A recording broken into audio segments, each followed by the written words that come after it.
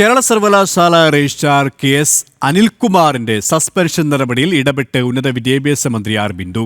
Suspension ഉടൻ പിൻവലിക്കണമെന്നാവശ്യപ്പെട്ട് VC doctor Ciza തോമസിന് മന്ത്രി കത്തയച്ചു. അതേസമയം VCക്ക് മന്ത്രി നിർദ്ദേശം നൽകുന്നത് അനുചിതമെന്നാണ് ആക്ഷേപം. കേരള സർവകലാശാല രജിസ്ട്രാർ ഡോക്ടർ KS അനിൽകുമാറിനെ സസ്പെൻഡ് ചെയ്ത വൈസ് ചാൻസലറുടെ നടപടി അധികാരപരിധി ലംഘിച്ചാണെന്ന് ഉന്നത വിദ്യാഭ്യാസ മന്ത്രി ഡോക്ടർ ആർ ബിന്ദുവിന്റെ കത്തിൽ പറയുന്നു.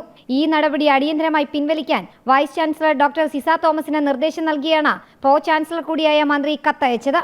വൈസ് ചാൻസലർക്ക് രജിസ്ട്രാറെ സസ്പെൻഡ് ചെയ്യാൻ അധികാരമില്ലെന്ന് മന്ത്രി കത്തിൽ ചൂണ്ടിക്കാട്ടിയിട്ടുണ്ട്. കേരള സർവകലാശാല നിയമം 1974 അനുസരിച്ച് രജിസ്ട്രാർ സിൻഡിക്കേറ്റ് നിയമിക്കുന്ന ഉദ്യോഗസ്ഥനാണ്. അച്ചടക്ക നടപടികളും സസ്പെൻഷൻ ഉത്തരവുകളും പുറപ്പെടുവിക്കാൻ സിൻഡിക്കേറ്റിന് മാത്രമാണ് അധികാരമെന്നും മന്ത്രി കത്തിൽ ന്യായീകരിക്കുന്നു. സസ്പെൻഡ് ചെയ്യേണ്ട അടിയന്തര നടപടി ആവശ്യമായ ഒരു സാഹചര്യവും സർവകലാശാലയിൽ നിലവിലുണ്ടായിരുന്നില്ലെന്നും വൈസ് ചാൻസലറുടെ നടപടി പുറമേ നിന്നുള്ള സമ്മർദ്ദത്തിലാണെന്നും ന്യായമായും അനുമാനിക്കാമെന്നും മന്ത്രി കത്തിൽ വ്യക്തമാക്കുന്നു. ഈ നടപടി സർവകലാശാലയുടെയും ഉന്നത വിദ്യാഭ്യാസ മേഖലയുടെയും താൽപര്യങ്ങൾക്ക് വിരുദ്ധമാണെന്നും മന്ത്രി വിശദീകരിക്കുന്നു.